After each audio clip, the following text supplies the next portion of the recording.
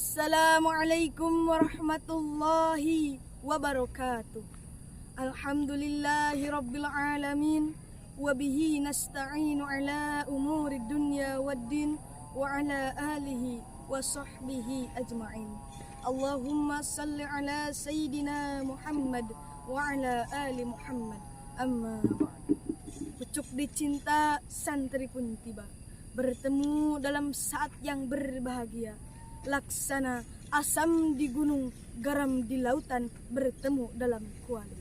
Seiring puji yang tak pernah henti, hanyalah milik Allah yang maha suci. Senandung rindu yang tak pernah layu, hanyalah milik Allah yang maha tahu.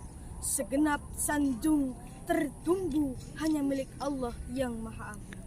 Salawat berbingkaikan salam, semoga tetap tercurah limpahkan kepada mahkota alam yang telah membedakan antara air dan bir, antara panta dan ganja, antara whisky dan air kopi, antara alkohol dan teh botol, yang menjadi pelipur lara di kala duka, pengobat kalbu di kala rindu, dan penenang hati di kala tersakiti, yakni Habibi wa Habibana wa Nabiyana wa Maulana wa Rasulana Muhammad sallallahu alaihi wasallam. Dalam saat yang berbahagia ini, perkenalkan, nama saya Gita Rianti. Izinkanlah saya untuk menyampaikan ceramah yang berjudul Generasi Muda Pemimpin Harapan Bangsa. Sebagaimana yang telah kita ketahui, bahwasanya pemuda yang kita temui dalam banyak artikel adalah pejuang dan pemimpin harapan bangsa dan agama. Mereka adalah harapan bangsa yang akan berjuang demi masa depan negara yang lebih cerah. Mereka juga dalam waktu yang sama adalah tumpuan agama yang berjuang demi kejayaan Islam di masa yang akan datang. Kita semua maklum bahwasanya pemuda-pemudi masa kini adalah pemimpin di masa yang akan datang. Sebagaimana dalam semboyan yang sering kita dengungkan, Syubbanul yaum rizalul ghad. Today is young, tomorrow will be leader. Ari ayeuna budak ngora, isu pemimpin negara. Pemuda masa sekarang adalah pemimpin di masa yang akan datang. Bagaimana keadaan bangsa ini 10, 20, 30 tahun yang akan datang? Jawabannya ada pada generasi muda saat kini. Oleh karena itu, untuk mengoptimalisasikan eksistensinya terhadap bangsa dan agama, maka perlulah para pemudi dan pemuda memiliki figur yang harus semangat, figur yang berani untuk memajukan bangsa dan agama. Maka dalam kesempatan yang bahagia ini, saya ingin mencoba mengetengahkan kisah Ashabul Kahfi yang terdapat dalam Al-Quran surat Al-Kahfi ayat 13 sebagai teladan yang perlu dicontoh oleh pemuda masa kini. A'udzu billahi minasyaitonir rajim. Bismillahirrahmanirrahim. Nahnu naqussu 'alaika naba'ahum bil haqq.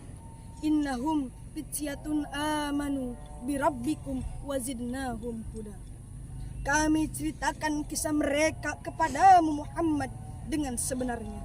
Sesungguhnya mereka itu adalah pemuda-pemuda yang beriman kepada Tuhan mereka, dan kami tambahkan kepada mereka petunjuk. Menurut Ibnu Jarir At-Tabari dalam kitab Jami'ul Bayan Ta'wil Al-Quran dijelaskan bahwasanya ayat ini menjelaskan tentang kisah 7 orang pemuda Ashabul Kahfi dalam membela kebenaran dan keyakinan. Pada zaman dahulu disebutkan pada masa transisi antara masa kenabian Nabi Isa dan Nabi Muhammad, Romawi dipimpin oleh Dikianius, seorang raja yang lalim, seorang raja yang zalim, seorang raja yang semenang-menang dan menerapkan politik tangan besi. Siapa saja yang menentang sang raja maka akan dihukum, bahkan tidak segan untuk dihukum mati. Tetapi orang yang senada dengan beliau, orang yang membela beliau, akan diberikan hidup aman dan tentram dan diberikan fasilitas yang lebih enak. Di antara yang menentang adalah sekelompok pemuda dengan keteguhan hati dan keyakinannya serta semangat reformasi. Mereka mengungkapkan kebenaran di hadapan raja yang zalim dan sombong. Namun ketika mereka mendengar bahwasanya teman-teman mereka yang membela kebenaran dibantai dan dihukum mati secara massal, mereka merasa takut dan bersembunyi di dalam goa. Sehingga turunlah surat Al-Kahfi ayat 10. Bismillahirrahmanirrahim. Iz awal fityatu ilal kahfi faqalu Rabbana atina min ladunka rahmatan wa hayyi lana min amrina rasyada.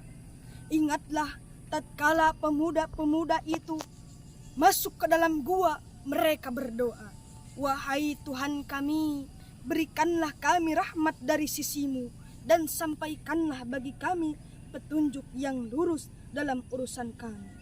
Tak lama, para tangan kanan Raja Dicyanus melacak mereka dan menemukan mereka dalam sebuah gua. Dan akhirnya mereka menyumbat gua tersebut dengan sebuah batu. Tetapi dengan izin Allah Subhanahu wa Ta'ala, mereka selamat dengan cara Allah menidurkan mereka selama 309 tahun. Hadirin sebangsa dan setanah air yang insya Allah dirahmati Allah. Dari kisah ini dapat kita memetik hikmahnya bahwasanya Ashabul Kahfi mempunyai uswah hasanah yang perlu dicontoh oleh pemuda masa kini. Ashabul Kahfi merupakan simbol pemuda yang kuat imannya, teguh pendiriannya, siap membela kebenaran dan mempertahankan keyakinan. Mereka lebih baik mati berkalang tanah gua daripada mati bercermin bangkai penguasa. Wahai pemuda generasi bangsa, perjuangan membela kebenaran, menumpas kemaksiatan dan menyelamatkan bangsa dari kezaliman adalah tugas kita sebagai pemuda-pemudi Indonesia. Sebagaimana Syekh Mustafa Al-Ghalayani, seorang pujangga Mesir, dalam senandungnya mengatakan, sesungguhnya di tangan pemudalah letak dan maju mundurnya suatu bangsa, dan di bawah kakinya lah letak hidup matinya suatu negara. Seorang pemuda janganlah apatis, duduk tenang, berpangku tangan jika melihat kemungkaran dan kedoliman.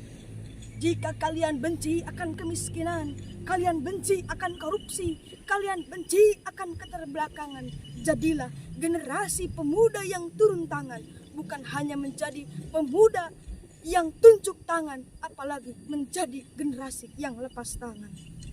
Pemuda haruslah menjadi pelopor pembangunan yang akan memajukan bangsa ini, bukan menjadi racun yang akan menghancurkan bangsa ini. Sejarah mengatakan bahwasanya Indonesia mendapatkan kemerdekaan adalah berkat jasa para pahlawan yang diantaranya adalah pemuda-pemudi bangsa. Mereka merelakan masa mudanya demi kemerdekaan bangsa ini. Bahkan Insinyur Soekarno mengatakan, berilah aku 10 orang tua, niscaya kan kucabut Semeru dari akarnya. Tetapi beri aku 10 orang muda, kan kugoncangkan dunia. Mungkin sekian yang dapat saya sampaikan. Mohon maaf atas segala kesalahannya.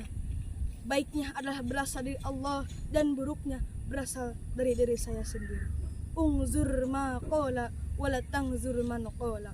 Wallahul muwafiq ila aqwamit thariq.